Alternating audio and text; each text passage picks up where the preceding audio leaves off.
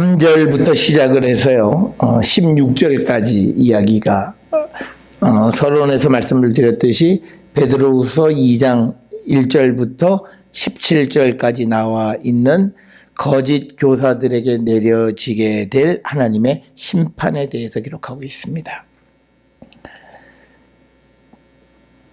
그래서 이 3절부터 16절이 어쩌면 이 유다서를 기록하게 된 어떤 그 목적 그리고 본론에 해당하는 부분이다라고 하는 거예요.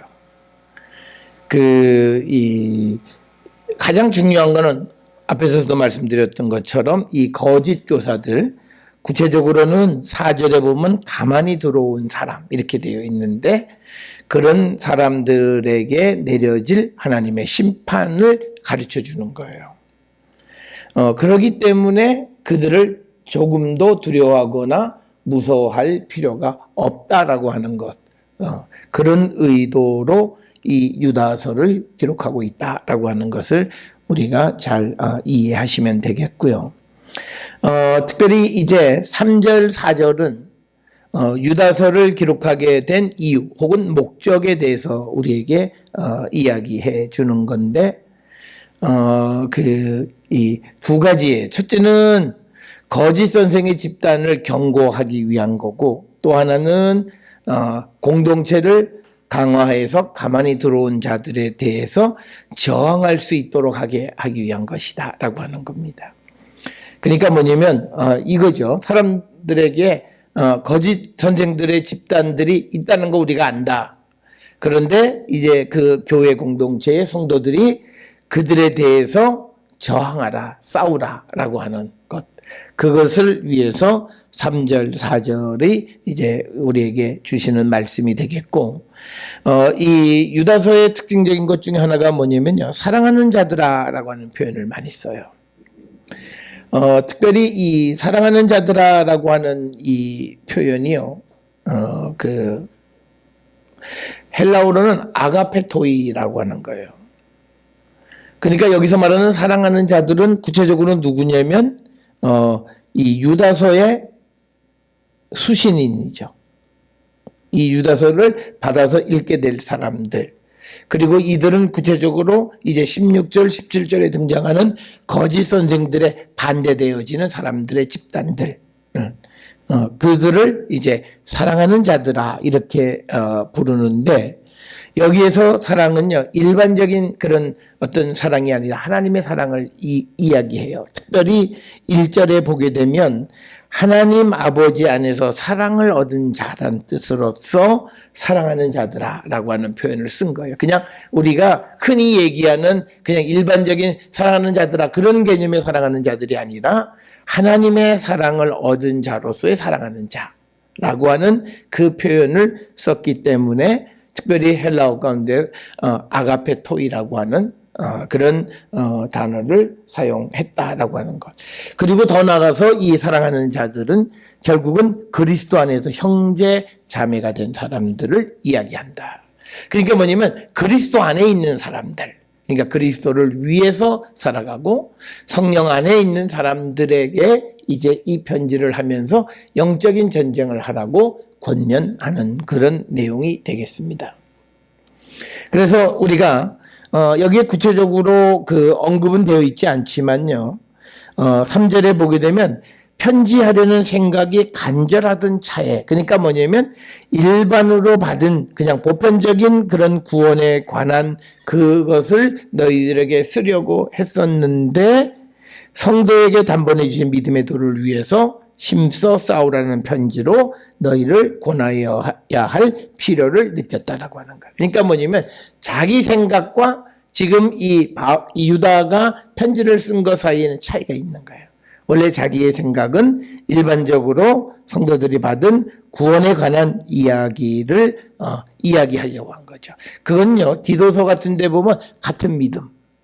그러니까 지금 예수를 위해서 살아가는 사람, 예수를 위해서 예수의 종인 유다와 그리고 예수 그리스도를 위해서 지킴을 받은 이 수신인들 사이에서 어떤 같은 믿음에 대해서 이제 내가 무엇인가를 편지하려고 생각했는데, 그러던 차에 이제 생각이 바뀐 거예요. 그건 뭐냐면 단번에 주신 믿음의 도를 위해서 십자가를 위해서 힘써 싸우라고 하는 그런 편지로 너희를 권하여야 할 필요가 느꼈다. 그래서 이런 변화를 보통 우리가 이 본문을 지적할 때 성령에 의해서 유다가 현재 가장 절실한 내용이 무엇인가를 깨닫게 된 거죠. 그러니까 지금 절실한 것은 같은 믿음에 대한 이야기를 하는 것보다는 교회에 가만히 들어온 그들을 맞서 싸우는 그것이 더 시급하다고 생각을 해서 그 생각의 변화, 그래서 편지의 내용이 바뀌었다라고 하는 거죠. 그래서 우리가 여기서 성령의 역사를 볼 수가 있어요. 성령의 역사는요, 내가 생각하는 것과 그 다음에 성령이 생각하는 것 사이에 차이가 있는 거죠. 나는 일반적 구원받은 일반으로 구원받은 것에 관한 편지를 쓰려고 했지만 성령은 이제 그 십자가의 도, 믿음의 도를 위해서 싸우라고 권면하는 편지를 보내라라고 하는 것. 그래서 우리가 이 지금 3절에 언급은 되어 있지 않지만 이런 유다의 변화를 성령에 의한 변화로 이렇게 이해를 하는 겁니다. 그래서 이제 이 유다서를 기록하게 됐다라고 하는 겁니다. 그러면 지금 3절에서 얘기하는 것이 뭐냐면 믿음의 도를 위해서 힘써 싸워야 할 필요가 있어서 이 편지를 썼다라고 하는데, 그러면 그런 그 구체적인 상황이 무엇인가를 설명하는 거예요. 그 구체적인 상황은 뭐냐면요, 4절에 보면 가만히 들어온 사람 몇이 있음이라. 그들은 옛적부터 판결을 받기로 미리 기록된 자니, 그러니까 이미 판결이 결정되어진 자라고 하는 거예요. 경건하지 아니하여 우리 하나님의 은혜를 도리어 방탕한 것으로 바꾸고 홀로 하나이신 주제 곧 우리 주 예수 그리스도를 부인하는 자다라고 하는 거죠. 그러니까 이 가만히 들어온 사람들이 생겼는데 그들은 누구냐? 예수 그리스도를 부인하는 사람들이다라고 하는 겁니다. 그런데 이 지금 가만히 들어온 사람들은, 이들은 어떤 사람이냐면 옛날부터 판결을 받기로 미리 기록되어 있는 자라는 거예요. 그러니까 이 거짓 선생, 다른 말로 얘기하면 우리 주 예수 그리스도를 부인하는 자, 그러니까 그리스도 부인이죠. 부인하는 자는 판결받기로, 그러니까 이 판결은 뭐야? 심판이 결정되어 있다는 거죠. 심판받기로 미리 기록되어 있는 자다는 거예요. 그런데 그 가만히 들어온 사람들의 특징은 뭐냐면 경건하지 아니한다. 여기서 경건하지 않는다라고 하는 건 하나님 없이 살아가, 하나님이 없는 godlessness예요. 그러니까 영어로 얘기하면 godlessness. 그러니까 하나님 없는 삶, 하나님 없는 것처럼 살아가는 거예요. 그 다음에 우리 하나님의 은혜를 도리어 방탕한 것으로 바꾸고, 은혜를 방탕한 것으로 바꾸고, 그리고 하나이신 주제, 우리의 주이신 우리 주 예수 그리스도를 부인하는 자다. 그래서 그리스도를 부인하는, 그래서 거짓 선생은 사실은 적그리스도죠. 예수가 그리스도이심을 부인하는 자가 적그리스도죠. 그런데 여기서 예수 그리스도를 부인하는 거예요. 그러니까 우리가 예수 그리스도를 부인하는 건 뭐냐면 예수님을 부인하는, 예수님이 그리스도이심을 부인하는 거예요. 우리가 알다시피 예수는 이름이고 그리스도는 역할이에요. 그리스도는 우리의 구원자시다라고 하는 거죠. 그러니까 예수님이 예수 그리스도를 부인한다라고 하는 것은 예수가 그리스도이심을 부인하는 거예요. 그래서 그런 자들을 성경의 다른 곳에서는 우리가 적그리스도로 이렇게 이야기를 하고 있고요. 특별히 우리가 베드로후서 그 2장 1절을 한번 보세요. 베드로후서 2장 1절에 뭐라고 되어 있냐면 그러나 백성 가운데 또한 거짓 선지자들이 일어났었나니 이와 같이 너희 중에 거짓 선생들이 있으리라. 그들은 멸망하게 할 이단을 가만히 끌어들여 자기들을 사신 주를 부인하고 임박한 멸망을 스스로 취하는 자들이다. 이렇게 되어 있어요. 그러니까 뭐냐면 구약시대 때는 거짓 선지자들이 일어났던 것처럼 너희 중에 거짓 선생도 생겼다는 거예요. 그러면 우리가 구약 성경에서 거짓 선지자들에 대한, 그러니까 마치 지금 이 유다가 편지를 쓰는 그 상황 속에서의 거짓 선생은 구약시대 때의 거짓 선지자들과 같은 걸로 지금 비유를 하는 거예요. 그렇기 때문에 그들은 하나님의 심판을 피할 수가 없었던 자들이다. 그래서 마찬가지로 이 거짓 선생들도 하나님의 심판을 피할 수가 없는 자들이다. 이렇게 우리가 설명할 수가 있고요. 또 하나 요한 1서 우리가 2장 22절에도 우리가 비슷한 말씀을 볼 수 있어요. 거짓말하는 자가 누구냐? 예수께서 그리스도이심을 부인하는 자가 아니냐? 아버지와 아들을 부인하는 그가 적그리스도다라고 하는 거죠. 그래서 우리가 이 바울 서신이나 다른 어떤 그런 이 공동 서신들을 통해서 보게 되면 지금 가만히 들어온 자들의 모습은 적그리스도의 모습과 같은 모습을 지금 보여주고 있다라고 하는 겁니다. 자, 그러면서 5절에서 뭐냐면요. 5절부터 16절에서 이제 그 유다가 이 거짓 선생들에게 내려질 심판에 대해서 얘기하면서 이미 너희는 다 알고 있다는 거예요.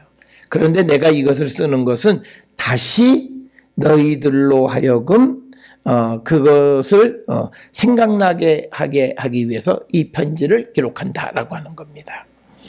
5절에 너희가 본래 모든 사실을 알고 있으나 내가 너희로 다시 생각나게 하고자 하노라. 주께서 백성을 애굽에서 구원하여 내시고 후에 믿지 아니하는 자들을 멸하셨다. 그러니까 뭐냐면 이제 5절로부터 몇 가지 중요한 사건들을 나열해요. 그러면서 그들의 모습이 거짓 선생과 같다라고 지금 이해시켜 주는 거예요. 그래서 서두에서 말씀을 드렸듯이 이들이 소위 상호 본문이 교차하는 거죠. 그러니까 지금 나타나 있는 거짓 선생의 모습을 구약의 특정 시대의 어떤 하나님에 대해서 반대하거나 반역하는 사람들의 모습을 그 거짓 선생의 모습과 동일한 것으로 비유해서 결국은 그들은 하나님의 심판을 받을 수밖에 없는 자임을 분명하게 기억하라라고 하는 거. 그러니까 교회에 있는 사람들에게 그들을 따라갈 이유가 없다는 거죠. 그들에 의해서 마음이 흔들리고 믿음이 흔들리면 너희들도 멸망을 당할 수밖에 없다라고 하는 강력한 경고의 메시지가 되겠습니다. 자, 그러면서 처음 나타나는 것이 뭐냐면 백성을 애굽에서 구원하여 내시고 후에 믿지 않는 자들을 멸하셨다라고 하는 겁니다. 그러니까 이건 뭐냐면 이스라엘 백성들에게 하나님이 자유를 주셨는데 나중에 그들이 하나님을 원망하는 거예요. 그러니까 우리가 이 원망하는 것의 특성이 뭐냐? 이게 사람이기 때문에 아니에요. 이 원망하는 것의 특성은 뭐냐면 이게 거짓 선생과 같은 특성이 될 수 있고 이 원망이라고 하는 것이 뭐가 되면 하나님에 대한 배교의 기초가 돼요. 그렇기 때문에 우리는 원망하면 안 되는 거예요.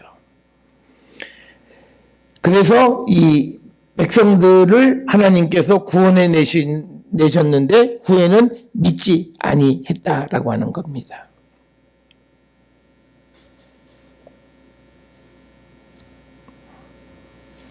그래서 우리가 민수기나 이런 데에서 우리가 조심스럽게 봐야 될 구절이 있어요.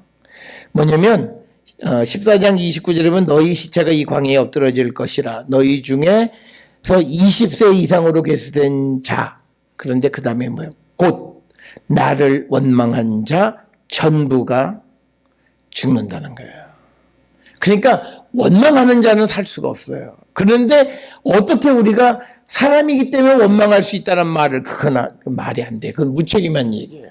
성경에서 민수기서에서 백성들이 죽는데 20대 이상으로 죽는데 거기에 뭐냐면 곧 나를 원망한 자 전부가 여분네 아들 갈렙과 눈의 아들 여호수아 외에는 내가 맹세해 너희에게 살게 하리라는 한 땅에 결코 들어가지 못해. 약속의 백성이 되지 못한다. 그러니까 뭐냐면요, 원망하는 자는 약속을 성취받지 못해요. 그러니까 뭐냐면 우리는 지금 하나님의 약속을 품고 그 약속이 우리에게 성취되어지기를 기다려요. 그런데 우리의 삶이 원망하는 삶을 살아가게 되어지면 그 약속의 성취를 얻을 수 없다라고 하는 거예요. 그래서 오늘 이 5절에서 주어지는 그 사람들이 애굽에서 구원하여 내시고 후에 믿지 않는 자들을 멸하셨다라고 하는 그것은 전부 다 그들이 하나님을 원망하는 거예요.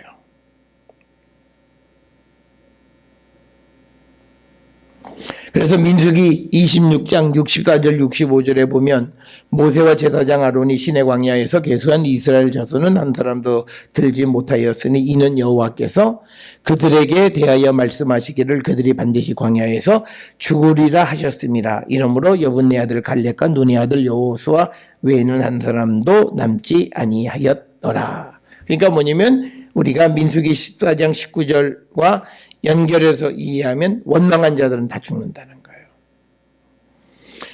그래서 우리가 하나님 앞에 원망하는 게 얼마나 큰 죄인가를 우리는 분명히 알고 그 원망은 결국은 하나님에 대한 배반, 반란의 불씨가 바로 원망이고 그래서 원망 때문에 결국은 믿지 않게 된다라고 하는 겁니다. 자, 그래서 시브리서 3장 17절에서 19절에는 이걸 설명해 줘요. 뭐라고 설명을 하냐면요. 하나님이 40년 동안 누구에게 노하셨느냐? 그들의 시체가 광야에 엎드러진 범죄한 자들에게가 아니냐? 여기서 광야에 엎드러진 범죄한 자들은 하나님을 원망한 자들이에요. 또 하나님이 누구에게 맹세하사 그의 안식에 들어오지 못하리라 하셨느냐? 곧 순종하지 아니하던 자들에게가 아니냐? 이로보건대 그들이 믿지 아니함으로 능히 들어가지 못한 것이라 설명하는 거예요. 시브리서에서는 결국은 여기에 지금 5절에 나와 있는 유다서 5절에 주께서 백성을 애굽에서 구원하여 내시고 후에 믿지 아니하는 자들을 멸하셨다라고 하는 그 믿지 않았다라고 하는 것은 하나님에게 순종하지 않고 원망한 자들은 결국은 하나님을 믿지 않은 자와 같다라고 하는 거예요. 그러니까 우리가 원망하는 거냐 안 믿는 사람들이 하는 짓이에요. 그런데 우리가 사람이기 때문에 충분히 그럴 수 있어요. 그거는요 정말 성경으로 보면 있을 수 없는 이야기. 그를 하나님의 약속으로부터 멀어지게 하는 거고 그를 하나님 앞에 바르게 세워지지 못하게 하고 하나님을 믿지 못하는 반란의 불씨만을 키워주는 거예요. 그래서 그거는요 우리가 결코 누구에게도 원망하는 사람을 그냥 원망하는데 우리가 같이 동조하면서 그래 너 상황이 얼마나 어려우면 그냥 다 이해해 그런데 공감하고 내가 그런데 공감해 주면 나도 원망하는 거예요.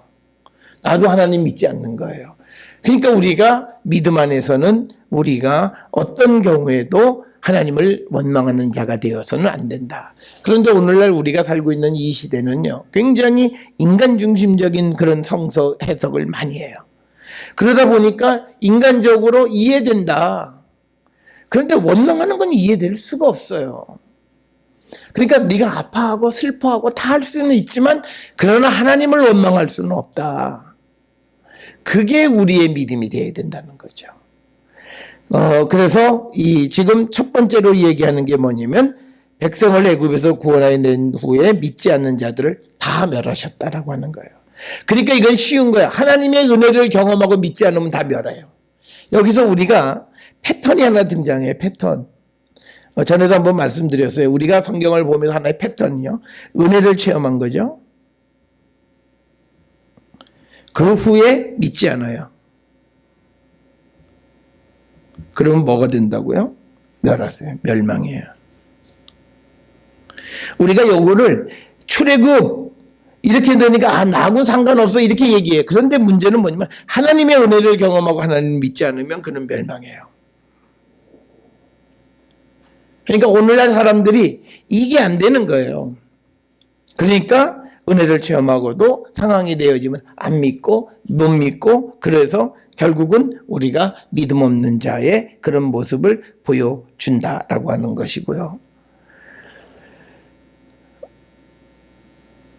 그 다음에 또 이제, 6절에 나오는 이야기가 또 자기 지위를 지키지 아니하고 자기 처소를 떠난 천사들을 큰 날의 심판까지 영원한 결박으로 흑암에 가두셨다. 이거는 뭐냐면요. 타락한 천사, 우리가 흔히 얘기하는 타락한 천사에 관한 이야기를 말씀하시는 거예요. 그러면서 이 자기의 지위를 지키지 않았다라고 하는 거예요. 우리가 이 말은요. 베드로 후서 2장 4절에 뭐라고 얘기하고 있냐면 하나님은 범죄한 천사들을 용서하지 아니하시는 거예요. 그런데요, 이게 천사들 참 불쌍한 그게 아니에요. 오늘날 우리가 천사의 역할을 해요. 천사의 역할은 뭐예요? 하나님의 뜻을 세상에 전하는 거잖아요. 그러면 오늘 우리는 그리스도를 통해서 세상에 보냄을 받았어요. 그러면 뭐냐면 세상에 하나님의 뜻을 전하는 역할을 우리가 하는 거예요. 그런데 우리가 타락하면 오늘 주시는 말씀이에요. 굉장히 엄중한 말씀이에요. 단순히 지금 왜 이게 엄중하냐면 지금 현재 나타나고 있는 거짓 선생을 이 타락한 천사에 비유하는 거예요, 지금. 그러니까 오늘 우리가 하나님의 백성으로 복음을 전하는 사명을 맡은 자들로 보냄을 받았는데 우리가 마치 거짓 선생처럼 잘못된 걸 얘기하거나 우리가 범죄하게 되면 하나님이 용서하지 않는다는 거예요. 그래서 우리가 사명을 맡은 자들의 범죄함이라고 하는 건 굉장한 거예요. 그래서 우리가 베드로후서 2장 4절에서는 하나님이 범죄한 천사들을 용서하지 아니하시고 지옥에 던져 어두운 구렁텅이에 두어 심판 때까지 지키게 하셨으며라고 하는 이야기는 유다서 6절에 자기 지위를 지키지 아니하고 자기 처소를 떠난 천사들을 큰 날의 심판까지 영원한 결박으로 가두셨다라고 하는 거죠. 우리가 이 사건은요, 창세기 6장을 통해서도 보면 조금 우리가 쉽게 이해할 수 있어요. 창세기 6장 1절 이하에 보게 되면 사람이 땅에 번성하기 시작할 때에 그들에게서 딸들이 나니 하나님의 아들들이 사람의 딸들의 아름다움을 보고 자기들이 좋아하는 모든 여자를 아내로 삼는지라. 여호와께서 이르시되 나의 영이 영원히 사람과 함께 하지 아니하리니 이는 그들의 육신이 됨이라. 그러나 그들의 날은 120년이 되리라 하시니라. 당시의 땅에는 네피림이 있었고 그 위에도 하나님의 아들들이 사람의 딸들에게로 들어와 자식을 낳았으니 그들은 용사라 고대에 명성이 있는 사람들이었더라 라고 하는 거죠. 여기서 우리가 네피림이라고 하는 것은 떨어진 자, 그러니까 뭐냐면 하늘에서 떨어진 자들이에요. 자기들이 그 역할을 했는데 땅에 있는 사람들의 아내들을 좋아하는 거예요. 그래서 타락하게 되어짐으로 말미암아 하나님께서 그들과 함께하지 않았다라고 하는 거예요. 나의 영이 사람과 함께하지 않았다라고 하는 거예요. 그러니까 그 말은 6절에 자기 지위를 지키지 아니한 천사들이에요. 그래서 자기 처소를 떠난 거예요. 그 자기 처소를 떠났다는 게 네피림이에요. 떨어졌다는 뜻이니까. 그 떠난 천사들을 큰 날의 심판의 때까지 영원한 결박으로 흑암에 가둬두신다라고 하는 거죠. 그래서 이 6절에 있는 이야기는 소위 창세기 6장 1절부터 4절에 나오는 타락한 천사에 관한 이야기를 빗대어서 거짓 선생들을 심판하는 거예요. 그러니까 거짓 선생들은 뭐냐면 그들은 자기의 지위를 지키지 않았다라고 하는 거예요. 그러니까 자기의 본분을 지키지 않았다라고 하는 거예요. 자, 그래서 우리가요, 세상을 살아가면서 빛의 자녀인 우리가 이 빛의 자녀의 본분을 지키지 않는 것은 굉장한 거예요. 그러니까 우리는 나는 거짓 선생은 아니야. 그런데요, 우리는 거짓 선생이에요. 어떤 면에서 거짓 선생이냐면 우리가 빛 가운데 거하면 빛을 발하며 살아야 돼요. 그런데 우리가 빛을 발하지 않고 어둠을 발하잖아요. 그게 거짓이죠. 하나님은 우리에게 빛을 발하라고 보내셨어요. 그런데 우리가 빛을 발하지 않아요. 그런 모습의 우리가 거짓 선생과 같은 거라는 거예요. 우리에게 주어진 자기의 지위, 즉 하나님의 백성, 빛의 자녀, 낮에 속한 자의 삶을 살지 않는 그런 지위를 지키지 아니하고 자기 처소를 떠난 자들에 대해서 하나님은 그들을 흑암에 가두신다라고 하는 거예요. 여기서 큰 날의 심판은 마지막 종말의 심판을 얘기하는 것이고, 그래서 그들을 옥에 가두시는 것. 이 이야기는 우리가 요한계시록에 보면 자세하게 설명이 되어 있어요. 그러니까 우리가 처음 나오는 건 출애굽을 했을 때 이스라엘 백성들이 하나님에게 하나님을 믿지 않음으로 심판받은 것, 그 다음에 6절에서는 자기 지위를 지키지 않은 천사를 심판하신 것. 그러니까 이 말은요, 천사조차도 하나님의 주시는 사명을 감당하지 않고 다른 일을 할 때 그들에 대한 심판이 있다라고 하는 것을 분명하게 우리에게 가르쳐 주는 거예요. 자, 그 다음에 이제 등장하는 것이 7절에서는요, 소돔과 고모라예요. 소돔과 고모라와 그 이웃 도시들도 그들과 같은 행동으로 음란하며 다른 육체를 따라가다가 영원한 불의 형벌을 받음으로 거울이 되었느니라. 그러니까 소돔과 고모라의 멸망을 또 예를 들어서 설명하는 거예요. 그러니까 소돔과 고모라의 가장 큰 특성은 뭐냐면 성적인 어떤 난교로 인해서 죄를 짓고 그래서 영원한 불의 심판을 받은 도시예요.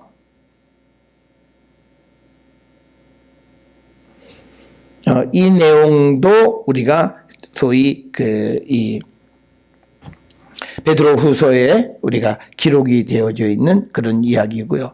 이 이야기도 역시 창세기 19장에 등장하는 19장 24절에 여호와께서 하늘 곧 여호와께로부터 유황과 불을 소돔과 고모라에 비같이 내리셨다. 그래서 불의 형벌을 받았다라고 하는 그 표현을 우리에게 보여주고 있고요. 그래서 그들이 이제 음란했다라고 하는 거예요. 베드로후서 2장 10절에 보면 이렇게 되어 있어요. 특별히 육체를 따라 더러운 정욕 가운데서 행하며 주관하는 일을 멸시하는 자들에게는 형벌할 줄 아시느니라. 이들은 당돌하고 자긍하며 떨지 않고 영광 있는 자들을 비방한다라고 하는 거죠. 그러니까 그리스도와 함께 살아가는 자들을 비방하면서 당돌하고 자긍하고 자기가 하는 그 정욕, 더러운 정욕을 위해서 살아가는 것을 자랑하는 거죠.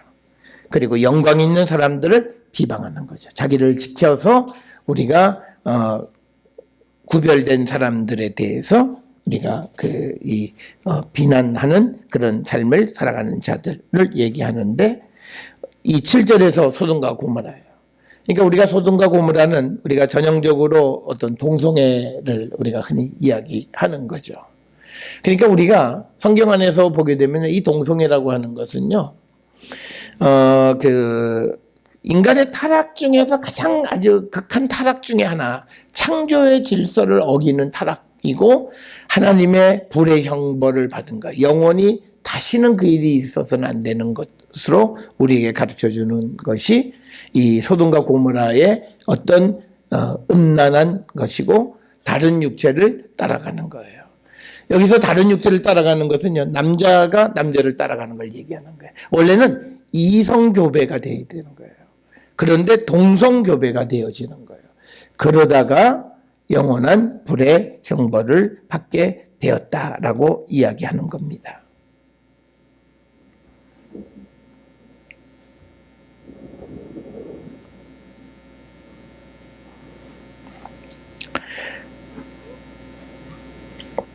자, 그 다음에 이제 8절에 그러한데 꿈꾸는 이 사람들도, 지금 거짓 선생들, 가만히 들어온 사람들에 대해서 꿈꾸는 사람들이라 그래요. 우리가 이 꿈꾸는 사람들에 대해서 성경에 대한 성경에서 이들을 금하는 이야기가 있어요. 신명기 13장에 보면 꿈꾸는 자들을 따르지 말라라고 얘기하는 거예요. 그런데 지금 여기에서 보게 되면 꿈꾸는 이 사람들도 그와 같이 육체를 더럽히며 권위를 업신여기며 영광을 비방하는 거예요.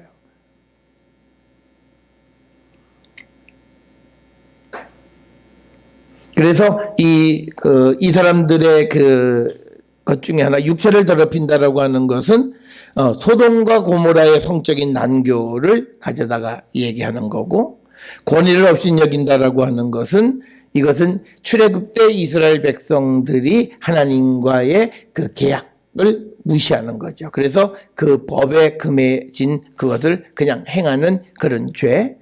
그 다음에 영광을 비방한다라고 하는 것은 아마도 이 천사들이 하나님을 섬기고 복종하는 것, 그것을 거부하고 지상에 내려온 것을 아마 비유하는 것으로 이렇게 보면서 8절에서는 앞에서 얘기하는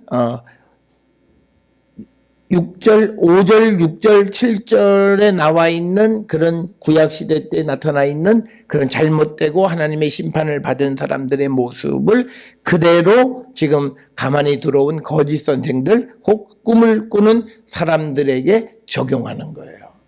그래서 그들의 죄가 크다. 그들은 하나님의 심판을 피할 수가 없다라고 하는 것을 분명하게 보여주는 그런 말씀이 되겠습니다.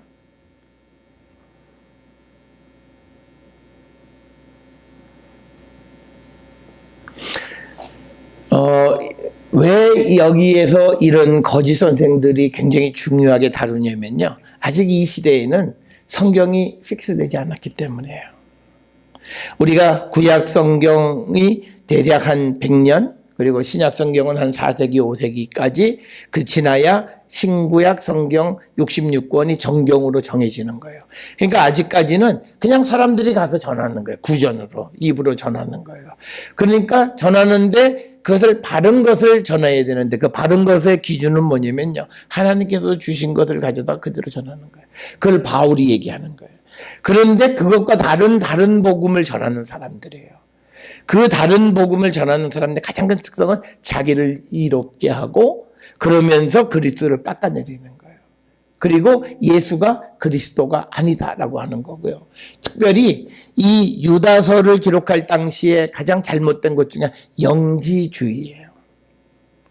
영지주의가 가장 아주 극성을 부리면서 예수님에 대해서도 제대로 믿으려 하지 않고 예수님이 그리스도가 아니라고 자꾸 얘기하는 게 뭐냐. 왜 그리스도가 왜 죽냐. 하나님의 아들이 어떻게 죽냐. 그래서 예수는 그리스도가 아니다. 그러니까 예수가 그리스도임을 믿지 못하는 자들은 적그리스도라고 얘기하는 것에 주된 타겟은 바로 영지주의자들을 얘기하는 거예요. 그러니까 그런 것들이 성경에 기록이 없이 그런 자들이 와서 계속 얘기하면서 예수 그리스도에 대한 그 십자가의 죽음을 비하하는 거예요. 야, 그거는 말이 안 된다. 죽을 수 없다. 하나님의 아들이 어떻게 죽냐. 뭐 이런 거를 해서 예수 그리스도의 소위 영광 받으신 그 사건을 업신여기게 되는 거고 영광을 비방하는 일이 생기는 거예요.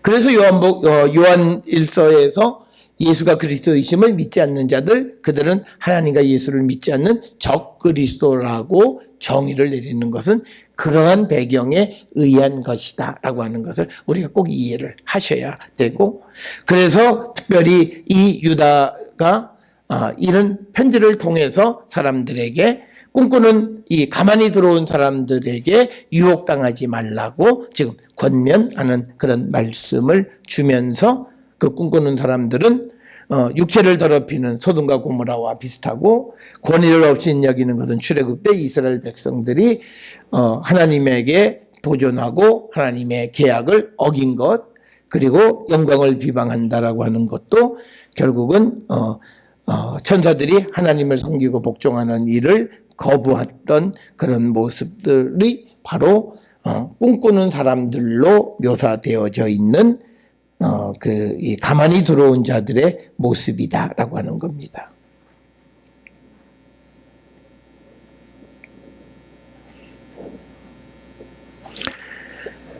우리가 오늘날 신구약 성경, 특히 신약 성경을 읽을 때요, 이처럼 신약에 나와 있는 사건과 구약의 사건을 연결하는 건 굉장히 중요합니다. 그래서 우리가 흔히 예수님도 요한복음 5장 39절에 성경이 구원을 주는 책이 아니라 나에 대해서 증언하는 것이다 이렇게 말씀하신 그 의도는 구약 성경을 통해서 예수 그리스도를 우리가 발견하는 그런 사람들이 되려면 앞에서 말씀드렸던 것 같이 그런 본문 상호 교차성을 우리가 정확하게 알고 성경을 읽을 때마다 그런 것들을 우리가 발견해낼 수 있는 자들이 되어야 한다라고 하는 겁니다.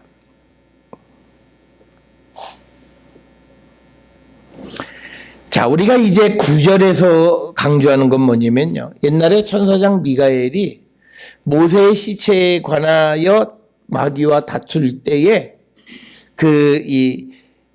비방하는 판결을 내리지 못하고 다만 말하되 주께서 너를 꾸짖으시기를 원하노라 하였다라고 하는 거예요. 이 말은 뭐냐면요, 미가엘조차도요, 그가 이 마귀와 다투면서 마귀를 저주하지 않았다는 거예요. 그건 왜냐면 자기 고난이 아니라는 거예요.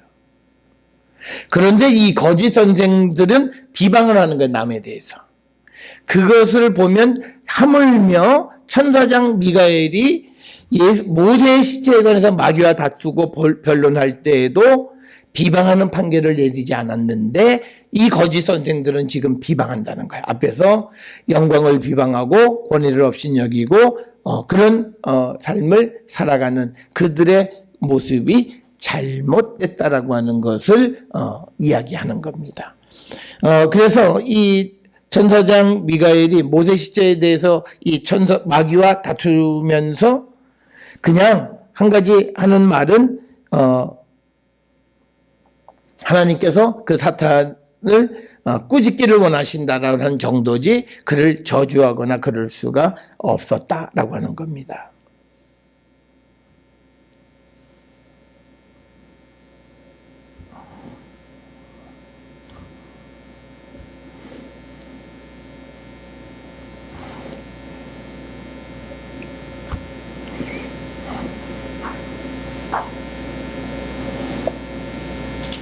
그래서 베드로 후서 2장 11절은요, 조금 쉽게 이해되어 있어요.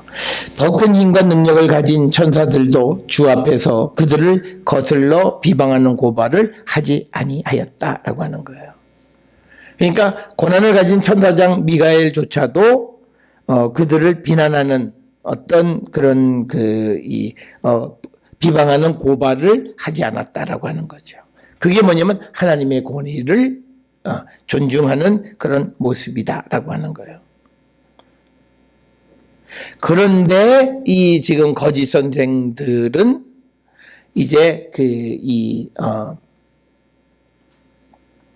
다른 사람들을 비방하는 거예요. 그래서 10절에 나오잖아요. 이 사람들은 무엇이든지 그 알지 못하는 것을 비방하는도다. 또 그들은 이성이 없는 짐승같이 본능으로 아는 그것으로 멸망하느니라 이렇게 되어 있어요. 그러니까 지금 천사장의 미가엘의 모습과 거짓 선생의 모습을 대비시켜서 하물며 천사장도 하지 않은 일을 지금 가만히 들어온 사람들이 행한다라고 하는 거예요. 그들의 모습이 이 9절과 대비해서 보았을 때 잘못되어진 것이다라고 하는 것을 강조하는 거예요.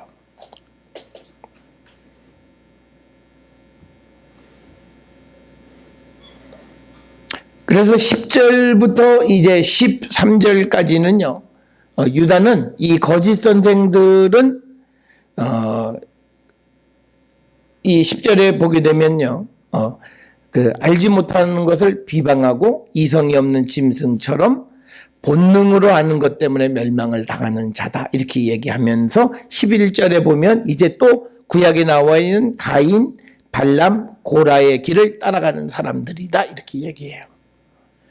그래서 성경에 있는 말씀을 통해서 점점 구체적으로 지금 이 가만히 들어온 거짓 선생들이 행하는 일들이 무엇인가를 구체화시키면서 설명하는 것이 10절로부터 이제 13절까지의 이야기가 되겠습니다.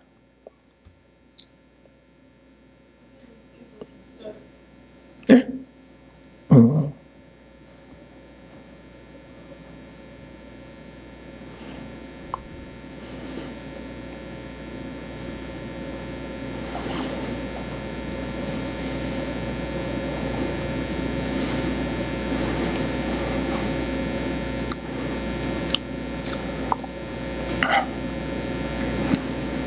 자, 그러면서 이제 11절에 화이스를 찐저라고 하는 거예요. 이 화이스를 찐저라고 하는 것은요, 하나님께서 이제 가만히 두는 거짓 선생에 대한 심판의 말씀이에요. 화이스를 찐저 이 사람들이요. 이 사람은 가만히 들어온 거짓 선생이에요.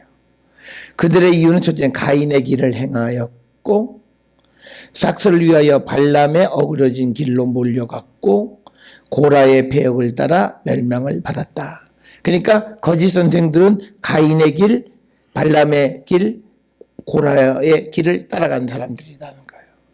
그런데 이 전부 다 발람이나 고라나 전부 다 이들은 하나님의 심판을 피할 수가 없는 자들이다라고 하는 것을 강조하는 그런 말씀이에요. 우리가 이 가인의 길에 행하였다라고 하는 것은 가인이 그 형제를 살해한 것처럼 거짓 교사는 공동체의 영적인 죽음을 유도하고 있다라고 하는 거예요. 가인은 육신의 죽음을 얘기했지만 이 거짓 선생들은 교회에 들어오면 그 교회의 공동체를 영적으로 죽이는 일을 한다는 것을 가인의 길을 행한다 이렇게 표현을 하고 있습니다.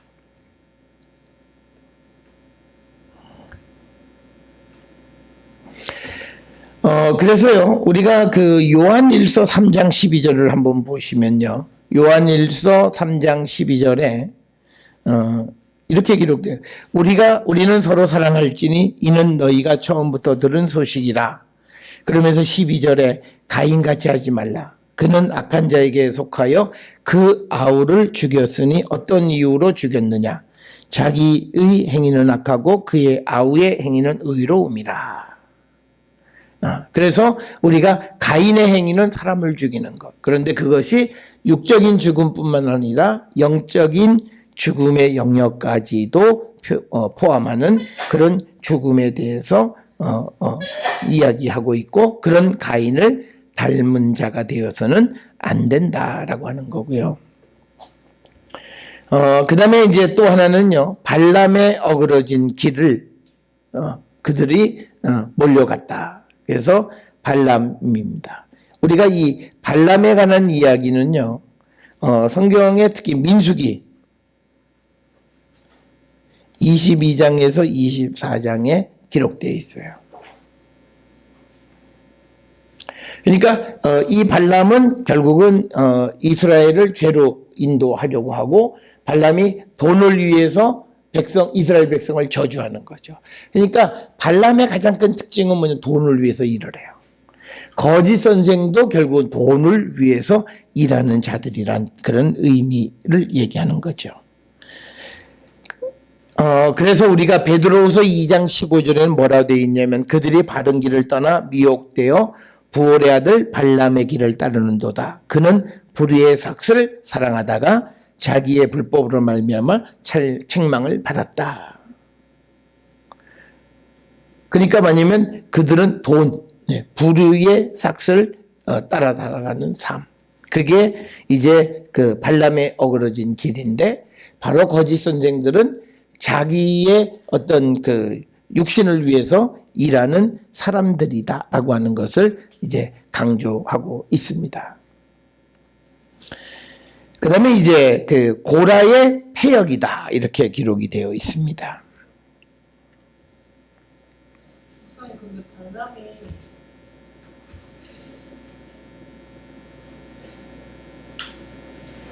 돈을 위해서 이스라엘 백성들을 저주했어요. 돈을 위해서 한 거죠. 그 24장 보면 발람이 그렇게 하라고 했는데 발람을 안 하는.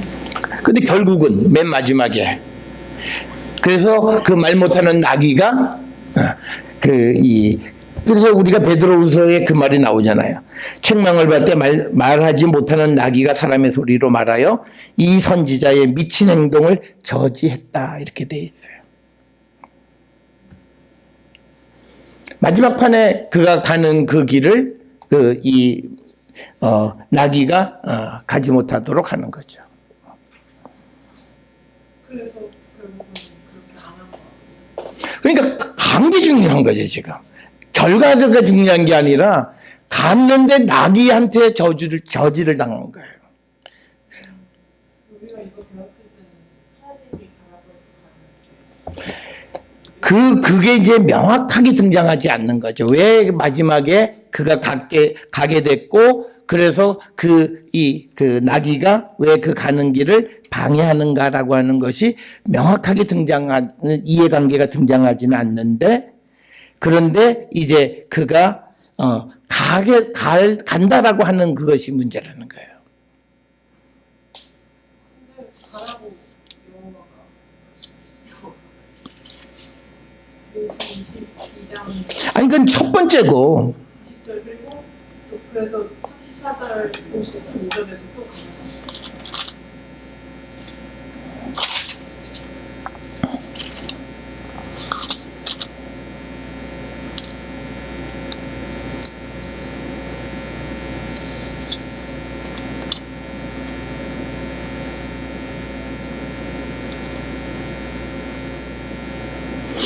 (21절) 민수기 22장 21절 발람이 아침에 일어나 자기 나귀 안장을 지우고 모압 고관들과 함께 가니 그가 감으로 말미암아 하나님이 진노하심으로 여호와의 사자가 그를 막으려고 길에 서니라. 그래서 자기 나귀를 탔고 두 종이 그 있더니 그래서 나귀가 여호와의 사자가 칼을 빼어 앞에 선 것을 보고 이제 그러니까 나귀가 이제 가지 않으려고 했던 거죠. 그러니까 지금 여기에서 22절에서 등장하는 건 뭐냐면 그 모압의 고관들과 가는 것을 하나님이 원치 않으셨다라고 하는 표현이 22절에는 등장하는 거예요. 가는 것 때문에 하나님이 진노하셨다라고 하는 거예요. 20절에는 가라고 하시긴 했는데 어쨌든 22절에는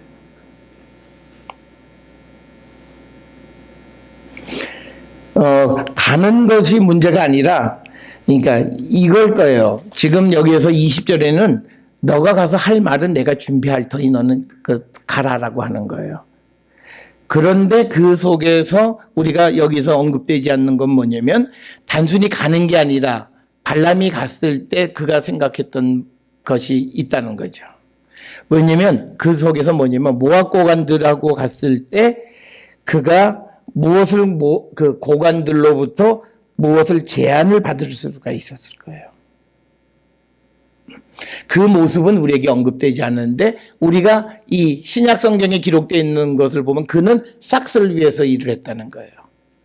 하나님은 그냥 가서 내가 너에게 하는 말만 넌 가서 전해라고 얘기를 했는데 발람이 돈을 위해서 뭔가 생각을 했다라고 우리 성경에서는 지금 해석을 하고 있는 거예요.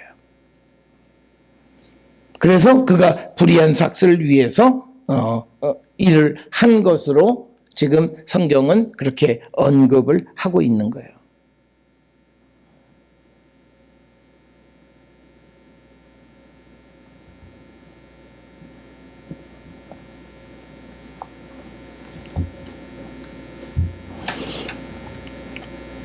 자, 그래서 베드로후서 2장 15절에서는 불의의 삭스를 사랑하다가 결국은 자기 불법으로 말며 책망을 받았다라고 하는 거죠.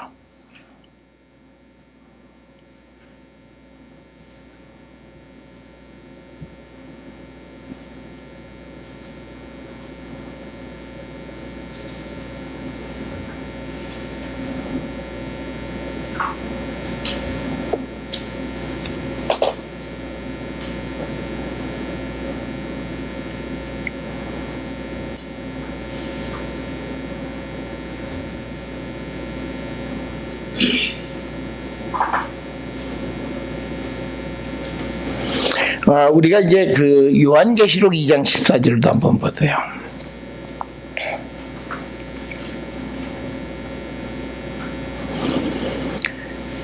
발람의 교훈을 지키는 자들이 있도다. 발람이 발락을 가르쳐 이스라엘 자손 앞에 걸림돌을 놓아 우상의 제물을 먹게 하였고 또 음행하게 하였느니라. 여기서도 보면 발람의 역할은 부정적인 거예요.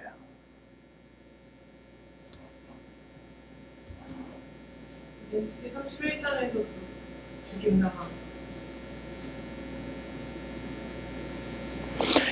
그래서 우리가 이 유다서나 베드로서에서 지금 베드로후서에서 보여지는 발람의 그 이 어그러진 길은 어떤 불의한 삭스를 위하는 그런 예언자의 모습으로 그리고 있는 거죠.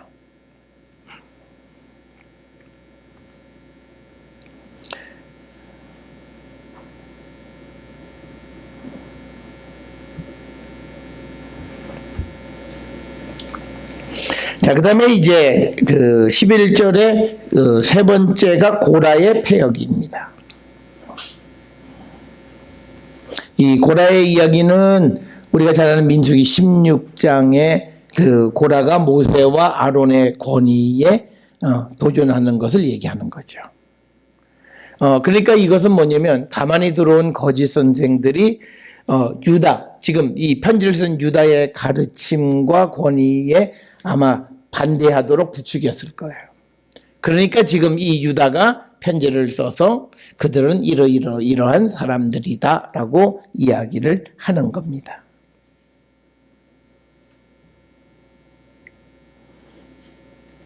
자, 그래서 우리가 그 거짓 선생들은 누구냐? 가인의 길, 발람의 길, 그리고 고라의 길을 따라가는 사람들, 전부 다 죽임을 당한 사람들의 그 길을 따라가는 거다. 그러니까 결국은 이스라엘 사람, 지금 이 교회, 유다의 편지를 받는 사람들에게 너희들이 거짓 선생의 말을 듣고 따라가면 너희도 그렇게 망한다라고 하는 거예요. 그래서 그들을 따르지 말라고 하는 거예요. 그러니까 뭐냐면요, 야, 따르지 마가 아니에요. 그들의 잘못을 충분히 얘기하고 그렇게 되어졌던 과거에 그들이 어떻게 됐는가를 보여줘요. 그래서 사람들로 하여금 스스로 그들을 따르지 않도록 하게 하는 겁니다. 자, 그러면서 이제 12절에 보게 되면요, 그들은 기탄 없이 너희와 먹으니 너희의 애찬의 암초요, 자기 몸만 기르는 목자요, 그리고 바람에 불려가는 물 없는 구름이요, 죽고 또 죽고 뿌리까지 뽑힌 열매 없는 가을이다. 이렇게 이야기하는 거죠. 그러니까 가만히 들어온 사람들의 모습이 어떤 모습이냐라고 하는 것을, 이제 어떤 열매냐라고 하는 것을 우리에게 보여주는 건데, 허물없이 그들과 이제 식사를 같이 나눠요. 교회 공동체에 들어와서. 그래서 애찬이 하나의, 그들이 어떤 교회 공동체에 들어오는 하나의 구실 역할을 하는 거예요. 이 애찬이라고 하는 것은요, 예수 그리스도의 마지막 최후의 만찬을 기념하는 그리스도인들의 식사예요. 그리고 애찬이라고 하는 그 아가파이스라고 하는 말의 의미는 사랑의 식사, 사랑의 연애, 이런 뜻이에요. 그런데 이 애찬을 가만히 들어온 선생들이 그걸 이용해서 사람들과 접점하는 접점으로 삼는다는 거예요. 그러니까 식사를 통해서 사람들을 이제 하나씩 흔들어 놓기 시작하는 거예요. 그래서 애찬이 암초가 돼 버린 거예요. 오히려 그 애찬이라고 하는 것은 그리스도의 마지막 식사를 기념하면서 서로 사랑을 확인하고 공동체의 멤버십을 강조하는 그런 믿음의 공동체의 하나됨을 확인하는 자리였는데, 오히려 거짓 선생들이 자기 세력을 확장하는 기회가 되어졌다는 거예요.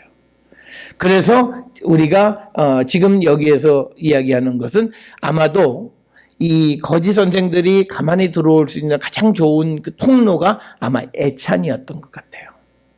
그래서 너희와 함께 먹으니 너희의 애찬의 암초가 됐고, 자기 몸만 기르는 목자고, 그리고 바람에 불려가는 물 없는 구름이고, 그리고 죽고 또 죽고 뿌리까지 뽑힌 열매 없는 가을 나무다라고 하는 거죠. 이 열매 없는 가을나무라고 하는 것은 뭐냐면요. 가을까지, 그러니까 우리가 보통 가을에는 추수하고 나면 열매 다 땄으니까 없잖아요. 그런 의미가 아니라 가을까지 기다려도 열매를 맺지 않는 그런 나무. 그런데 그건 뭐냐면 죽고 또 죽어 뿌리까지 뽑힌 거예요. 그러니까 완전히 완벽하게 말라버린, 죽어버린 나무란 뜻이에요.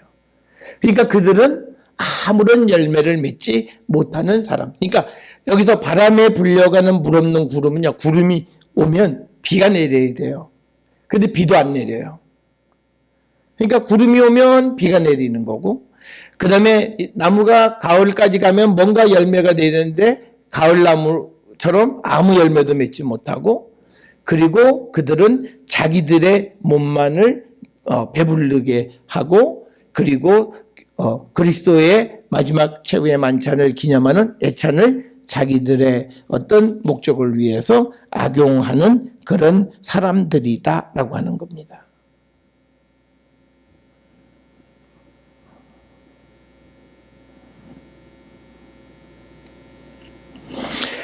이 12절을요, 우리가 새 번역으로 보면 조금 우리 번역하고 많이 달라요. 이 사람들은 함께 먹을 때 자기 배만 불리며 겁 없이 먹어대요. 그러니까 자기만 먹는 거야. 옆에 있는 사람 뭐 돌아보지 않고. 여러분의 예찬을 망치는 암초와 같은 사람들이다. 그들은 바람에 밀려다니면서 비를 내리지 않는 구름이요, 가을이 되어도 열매 하나 없이 죽고 또 죽어 뿌리째 뽑힌 나무요. 그러니까 뭐냐면 열매 없는 것이라는 거예요. 따라가봤자 그들에 의해서 그들이 주어지는 어떤 말씀들을 통해서 아무런 열매를 맺을 수 없는 자들이다라고 하는 그런 의미예요.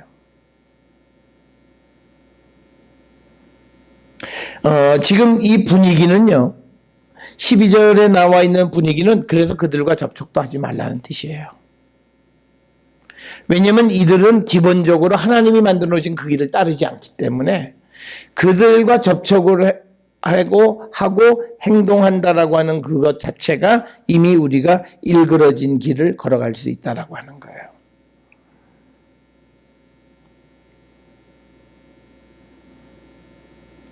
자, 그래서 그들이 뭐 누구냐? 13절에 보면 거짓 선생은 자기 수치의 거품을 뿜는 바다의 거친 물결, 영원히 예비된 캄캄한 흑암으로 돌아가는 유리하는 별일 뿐이다라고 하는 거예요. 그러니까 이들은 결국은 자기의 수치의 거품을 내뿜는 바다의 거친 물결과 같다. 하나 비유하는 거고, 또 하나는 유리하는 별과 같다라고 하는 겁니다. 이 유리하는 별이라고 하는 것은요, 신약시대 때의 우주관을 이해해야 돼요. 이 신약시대 때 사람들은요, 별이나 천체가 어떤 오늘날처럼 과학이 발달하는 것들은 규칙적인 궤도를 돌아간다고 생각하지 않았어요. 자기 마음대로 코스를 벗어나서 움직인다고 생각을 한 거예요. 그래서 거짓 선생들은 어떤 정해진 그 길을 따라가는 그런 사람들이 아니라 자기 멋대로 유리하는 별과 같은 그런 존재. 그러니까 자기 멋대로 움직이는 존재라고 하는 개념이에요. 그러니까 여기에서는 이 사람들의 신약시대 때 사람들의 우주관에서 유리하는 별이라고 하는 것은 당시에 이 천체나 별들은 규칙적인 어떤 궤도를 따라 움직인다고 생각하지 않았던 거예요. 그래서 그런 사람들과 바로 거짓 선생들이 동일하다 이렇게 이야기하는 거고요. 그 다음에 이제 수치의 거품을 뿜는 바다의 거친 물결이다. 이 말은 이사야 57장 20절에 보면 악인은 평온함을 얻지 못하는데 그 물이 진흙과 더러운 것을 늘 솟구쳐내는 요동하는 바다와 같다. 이렇게 얘기해요. 악인의 모습을 요동치는 바다와 같다고 묘사해요. 그러니까 13절에 자기 수치의 거품을 뿜는 바다의 거친 물결이라고 하는 것은 이 거짓 선생들은 이게 악인이다라고 하는 것을 드러내는 그런 표현인 거예요. 그래서 우리가 앞에서도 말씀을 드렸듯이 우리에게 중요한 개념 중에 하나는 뭐냐면 이런 디테일한 구절들에 대한 성경의 구약에 있는 말씀이 바로바로 우리가 끌어내지 못하는 게 우리의 단점이에요. 그러려면요, 성경을 몇백 번은 봐야 돼요. 이게 무슨 뭐 몇십 번 봐서가 아니라 몇백 번을 보든가 아니면 이것들을 설명해 주는 책들을 통해서 많이 반복학습을 통해서 그것들을 훈련을 해야 돼요. 그런데 우리가 그런 훈련을 잘 안 해요. 우리가 성경에 관주 성경들이나 뭐 이런 것들을 다 일일이 찾아봐야 돼요. 근데 안 찾아봐요. 너무 복잡해. 그거 찾아보면서 성경을 보면 한 장 보면 3시간 가야 돼요. 특히요, 우리가 잠언이나 전도서 같은 것들 보면 신약, 뭐 시편 이런 데 뱅글뱅글 돌아다니다 보면 이게 시간 가는 줄 몰라요. 근데 그게 재미있어야 돼요. 그게 성경 공부하는 거예요. 성경은 내가 쭉 읽어서 알지만 어떤 구절을 보면서 연관되어지는 구절들을 모아서 자기 스스로 그 내용들의 그 어떤 공통점을 발견하는 것이 성경 공부의 매력이에요. 그래서 그거는요, 다 기록하면서 보는 거예요. 그게 웃기는 게 기록을 하는 순간 기록하면서 그것들에 대한 공통점이 보여요. 하나씩 떨어져 있을 때는 안 보여요. 이게 무슨 말인지도 몰라요. 그런데 그것을 한 자리에 써놓는 순간 뭔가가 보여요. 그게 대단한 거예요. 그러니까 성경 공부는 그렇게 하는 거예요. 그러니까 우리가 예를 들어서 우리가 자기 수치, 그러면 고린도후서 4장 2절에 보면 고린도서 4장 2절에 숨은 부끄러움의 일을 버리고 속임으로 행하지 아니하며 하나님의 말씀을 혼잡하게 하지 아니하고 오직 진리를 나타내므로 하나님 앞에 각 사람의 양심에 대하여 스스로 추천하노라. 그러니까 뭐냐면 하나님의 말씀을 혼잡하게 하는 게 지금 거짓 선생이에요.